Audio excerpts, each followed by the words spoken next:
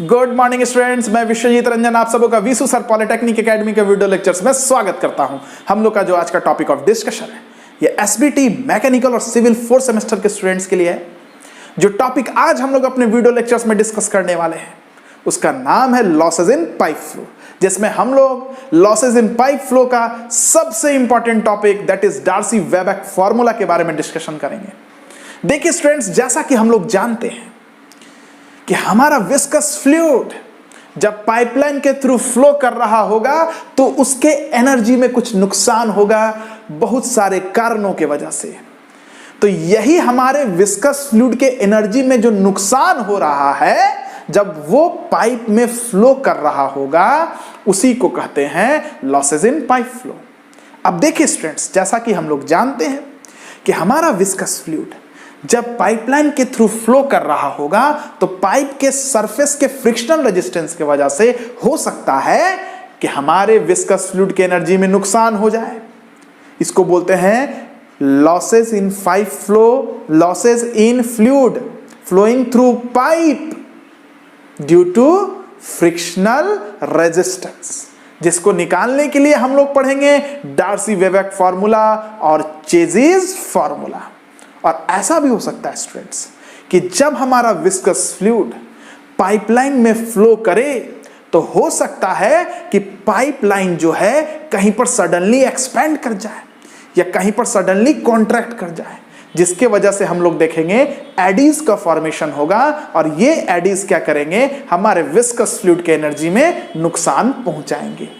या हो सकता है कहीं पर पाइप बेंड कर जाए, या हो सकता है फ्लूइड जब पाइप को एंट्री करे या फ्लूइड जब पाइप को लीव करे तो उस समय भी आप देखिएगा आपके विस्कस फ्लूइड के एनर्जी में कुछ नुकसान होता है।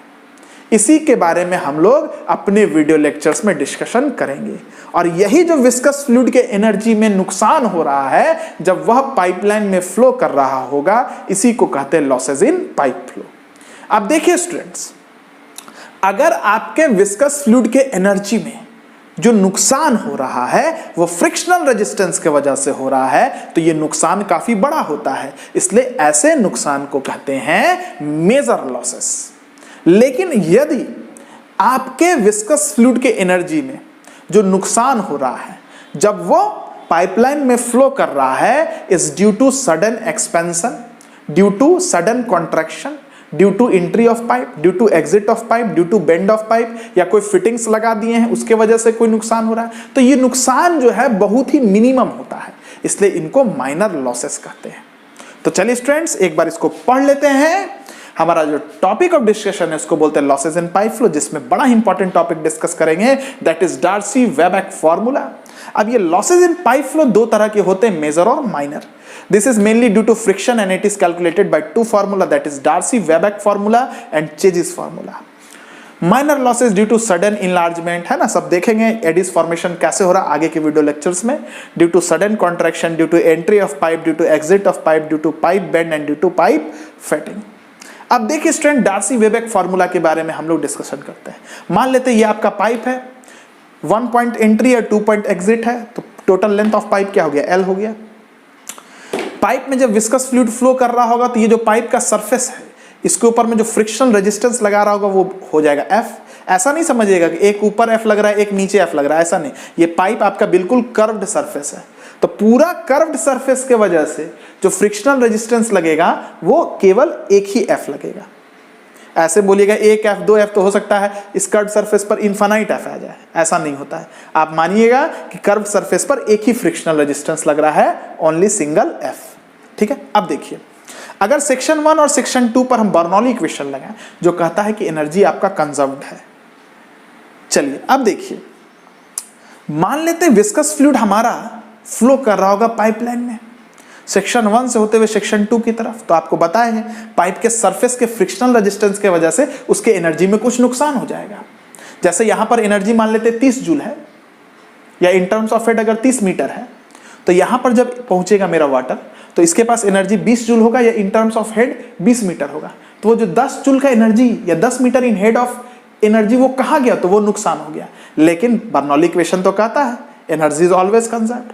तो बर्नौली इक्वेशन के आधार पर आप लिख सकते हैं यहां पर जो total energy in terms of head है that is P1 by rho G plus V1 square by 2G plus Z1 is equal to यहां पर जो एनर्जी है और प्लस जो लॉसेस है ना 20 प्लस 10 ना 30 होगा। तो आप लिखिएगा यहां पर एनर्जी क्या है in terms of head P2 by rho G plus V2 square by 2G plus Z2 plus HF। HF is the loss in energy due to frictional resistance of the pipe surface in terms of head.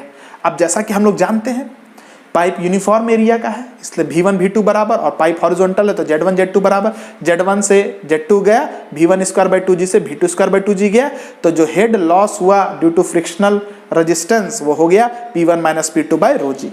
अब एक empirical formula उसको याद रखिएगा students आप लोग, ये जो frictional resistance होता है इसको लिखते हैं स्मॉल कैपिटल F बराबर small f dash into wetted area into velocity का स्क्वायर। ये जो स्मॉल f डैश है इसको हम लोग कहते हैं frictional resistance per unit weighted area per unit velocity. Wetted area क्या है ये प्रीवियस लेक्चर में आपको हम बता चुके हैं, फ्लो थ्रू पाइपलाइन के लेक्चर नंबर 1 को देखिए। चलिए तो अब देखिए वेटेड एरिया को आप क्या लिख सकते हैं, कितना एरिया आपका भींग रहा होगा तो आप बोलिएगा पाई into D into L that is curve surface area, यही ना आपका भींग रहा होगा इंटू वेलोसिटी का स्क्वायर इंटू एफ डैश है ना। ये पाई इंटू डी हो गया और कितना लेंथ आपका भींग रहा है तो एल लेंथ भींग रहा है तो कर्व्ड सरफेस एरिया आपका वेटेड एरिया है दैट इज भींगा हुआ एरिया, इसलिए आप लिख सकते हैं pi into D into L. Clear students. तो चलिए F बराबर हो गया F dash into wetted area into velocity का स्क्वायर।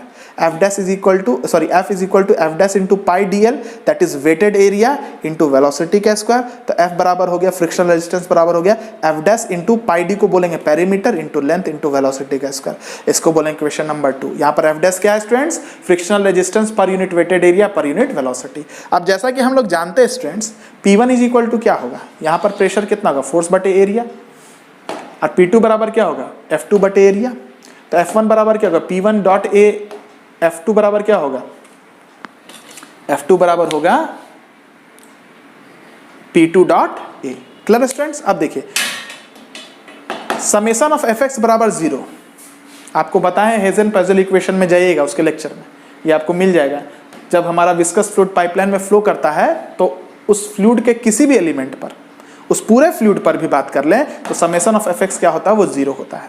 हेजन-पजल के लेक्चर में जाके देख लीजिएगा ऐसा क्यों होता है, ये बड़ा इंपॉर्टेंट चीज है, याद रखिएगा। ठीक है चलिए अब देखिए स्टूडेंट्स इधर कितना फोर्स लग रहा है तो आप बोलिएगा F1 लग रहा है, इधर कितना लग रहा है F2 लग रहा है और इधर कितना लग रहा है F लग रहा है। तो आप लिखिएगा पूरे फ्लूइड फ्लो के समय F1 इस डायरेक्शन में माइनस F2 और माइनस फ्रिक्शन बराबर 0, this is your net force on the viscous fluid. F1 के बदले लिख सकते हैं P1 इंटू ए, F2 के बदले लिख सकते हैं P2 इंटू ए और F that is frictional resistance. तो P1A minus P2A minus F बराबर 0, P1 माइनस P2A बराबर F, P1 minus P2 is equal to F by A, this is a frictional resistance. From equation number 2 put the value of F, तो P1 minus P2 is equal to F dash P into L into V square by A। ये जो P है यहाँ पर it is perimeter, it is not pressure. अच्छा P1 minus P2 is equal to HF into rho G, P1 minus P2 is equal to HF into rho G is equal to F dash into P into L into B square by A। अच्छा P is equal to perimeter, A is equal to area, तो P by A क्या होगा, perimeter क्या होगा pi D और area क्या होगा pi D square by 4। D से D गया, पाई से पाई गया, then P by is equal to 4 by D. I hope आपको क्लियर होगा। तो HF इज इक्वल टू हो गया F dash into P into L into V square by rho G into A, P by A के बदले 4 by D यहाँ put कर दीजिए। तो head loss due to friction आपका आ गया, energy lost due to friction in terms of head आपका आ गया 4 F dash into L into V square by rho G into D। This is your F dash is your frictional resistance per unit weighted area per unit velocity. ठीक है चलिए students अब देखिए कभी कभी आपको क्वेश्चन में फ्रिक्शन फैक्टर देता है तो F dash by rho is equal to friction factor by 2 होता है। तो फ्रिक्शन फैक्टर जब दे देगा तो आप क्या कीजिए F डैश के बदले F बाई 2 पुट कीजिए तो HF आ जाएगा 4 FL V square by 2G into D। तो ये दोनों जो है यही आपका डार्सी-वेबेक इक्वेशन है जिससे आप लोग loss in energy in terms of head when the viscous fluid is flowing through the pipeline due to frictional resistance calculate कर सकते हैं। आई होप आपको ये वीडियो क्लियर हो गया।